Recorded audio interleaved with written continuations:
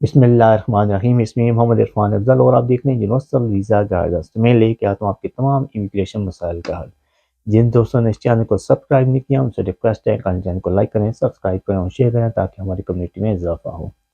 आज की वीडियो आप लोगों की स्पेशल रिक्वेस्ट पे बना रहा हूँ क्योंकि बहुत ज़्यादा क्वेश्चन आ रहे थे कि ये जो नई न्यूज़ चल रही है मीडिया में यूके इमिग्रेशन और वर्क परमिट के हवाले से जो 226 कैटेगरीज अनाउंस की गई हैं वो क्या हैं और वो क्यों इन्होंने इतने ज़्यादा इमिग्रेंट्स और कैटेगरीज को शामिल कर दिया है। तो सबसे पहले तो मैं आता हूँ जी कि ये जो 226 कैटेगरीज हैं बिल्कुल ये एग्जिस्ट करती हैं। इसमें कुछ कैटेगरीज पहले शामिल नहीं थी नॉर्मल वर्क परमिट में, लेकिन अभी इन्होंने शामिल कर दिए हैं, जैसे कि वेल्डर्स हो गए, कंस्ट्रक्शंस हो गए, प्लम्बर हो गए, जजेस, लॉयर्स, एयरक्राफ्ट इंजीनियर्स, मतलब एक बड़े प्रोफेशन से लेके एक छोटे स्किलफुल तक भी इन्होंने इसको शामिल कर दिया है। लेकिन इसमें वर्ड यूज हो रहा है स्किल्ड वर्कर। स्किल्ड वर्कर की इनको ज़रूरत है। जहाँ वर्ड आ जाता है स्किल्ड वर्कर, इसमें आप ध्यान में रख लें कि आपके पास स्किल होनी चाहिए। अब स्किल सिर्फ ये नहीं है, यूके में स्किल सिर्फ एक्सपीरियंस को नहीं देखा जाता, आपके पास relevant education, diploma, certificate, degree का होना बहुत ज़रूरी है। यूके में अगर कोई भी आता है काम करने के लिए, प्लम्बर भी आता है तो उसके पास भी उसकी सर्टिफिकेशन होती है।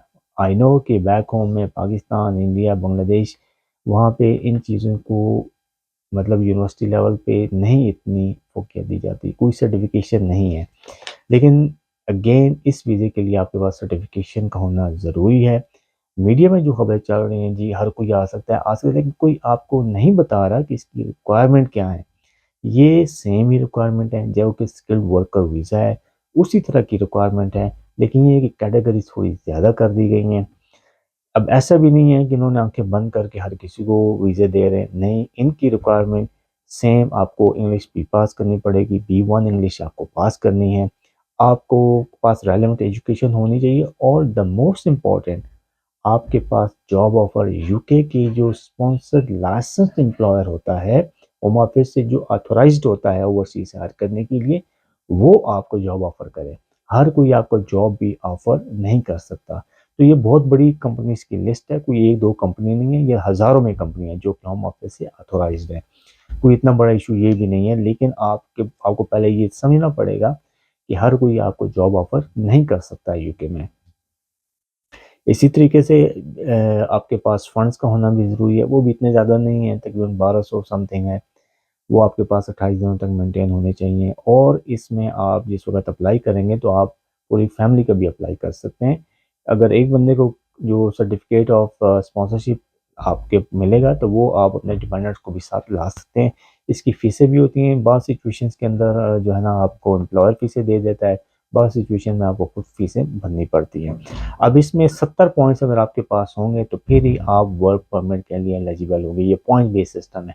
अब ये 70 पॉइंट आपने 70 पॉइंट कैसे लेने हैं आपने, इसके सबसे इम्पोर्टेंट तो जॉब ऑफर। अब जॉब ऑफर के 20 पॉइंट्स आप ले सकते हैं।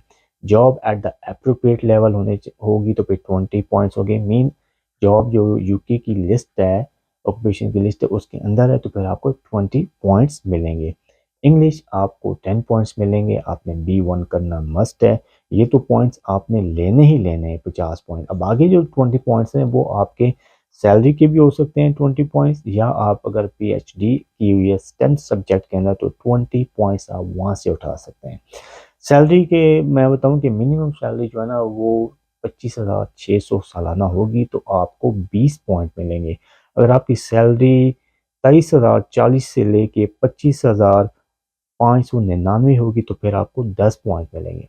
तो आपके पॉइंट्स आपको इस तरीके से पूरे करने ही पड़ेंगे। इन पॉइंट्स को अगर हम सामने रखें तो फिर जॉब ऑफर आपको कौन देगा कि आपके पास जॉब ऑफर है कि नहीं है। जॉब ऑफर ही नहीं है तो आप वहीं पे आप जो ना आप इसको मुकम्मल नहीं कर सकते। क्या आपके पास इंग्लिश लैंग्वेज है कि नहीं है। अगर इंग्लिश लैंग्वेज नहीं है तो आप इसको मीट नहीं कर सकते। मज़े की बात ये है कि इसमें एज लिमिट नहीं है, बगैर कोई भी बंदा इसमें आ सकता है, एज का कोई इतना बड़ा चक्कर नहीं है। एजुकेशन अप्रोप्रिएट लेवल पे होनी चाहिए। अगर आप आ रहे हैं केयर होम में आ रहे हैं तो आपके पास उसका एजुकेशन होनी चाहिए, उसका डिग्री सर्टिफिकेट कुछ ना कुछ तो हो। आप कैसे जस्टिफाई करेंगे? अगर आप आईटी में आ रहे हैं तो रेलेवेंट एजुकेशन का होना बहुत ज़रूरी है। ये मीडिया में जो खबरें आ रही हैं, फेक न्यूज़ चल रही हैं कि 226 और पता नहीं क्या किस किस्म की कैटेगरीज उन्होंने शुरू कर दी हैं और यूके ने जी आंखें बंद करके कैटेगरीज खोल दी हैं, तो ऐसा नहीं है। आपको इस सारे क्राइटेरिया को मीट करना पड़ेगा। तो ये थी आज की वीडियो।